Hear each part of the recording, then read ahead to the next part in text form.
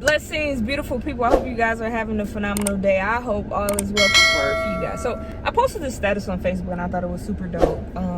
Felt really inspired to post it. But basically, and I may butcher this, and I wrote it, but don't take for granted your singleness. The blessingness. Being single is a blessing because it gives you time to know yourself.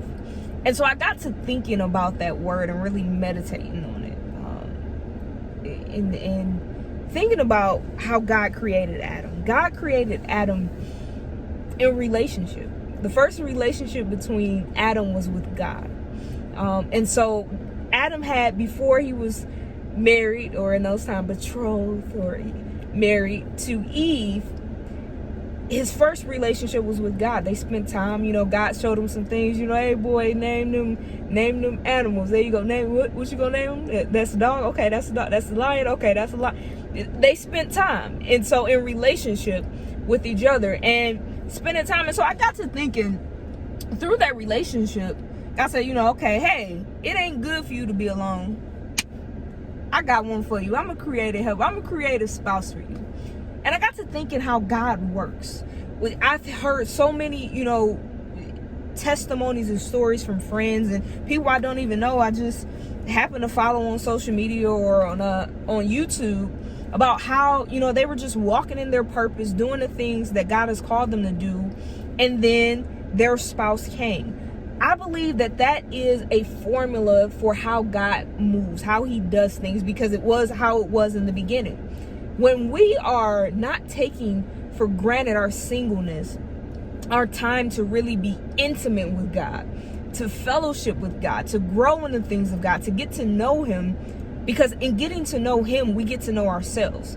And then when we do so, then God will see fit that now it's time. Now it's time for you to be in relationship with the one, because God created us to be in fellowship and relationship, not only with him, but with other people. And so I believe as we begin to press into things of God, because sometimes we're single and we think, oh man, this cool, but this boring. It's about to get cold. It's like cuffing season. I want a boo. I want somebody to cuddle with. I want somebody to hang out with. I want somebody to go shopping with, to talk on the phone with, to do stuff with, to do purpose with, to do life with. I want somebody, and we have to understand what Ecclesiastes says. There's a time and season for everything. But the most important relationship is the relationship with God. See, when this relationship was good, every other relationship worked. Because this relationship was good, God said, okay, it ain't good for you to be all in one. It ain't good for you to be alone. Let me bring some help for you. Let me bring someone to help you fulfill the call on your life that I've called you to. And so I believe that as we are, and this is for my singles, as we are in this single moment, it is a blessing, but it is for a season. If so you desire. There's some people who don't even want to be married. I just want to be me, God, and I just want to live. So for those who desire to be married, I believe that God gave you that desire, but don't take for granted those moments of singleness. I was at the dentist, and I began to think there's some things that God has called me to do and that I'm looking to do business wise. And I'm sitting here trying to, in my brain thinking about all the things oh man, this is going to be so dope. I can do this, I can do that. And I thought to myself, I can't wait to do these things. Not meaning excitement, but I need to do them now, because what if I get married and my husband isn't 100 on the things that I'm trying to do? There's certain things that I can do now that I can't do, that I may not be able to do in marriage. And I have to be okay with that, because that's a different season in my life. But the season that I'm in, I can't take it for granted. I need to make the most of everything that God is calling me to do. And so if you are single and you are, you're preparing, you're positioning yourself for marriage, if God is calling you to do certain things, don't wait. Don't take this moment for granted. It is a blessing. It is a blessing. Singleness is a blessing, because you're able to do things that you're not able to do in marriage. And also marriage is a blessing, because you're able to do things that you ain't able to do in singleness.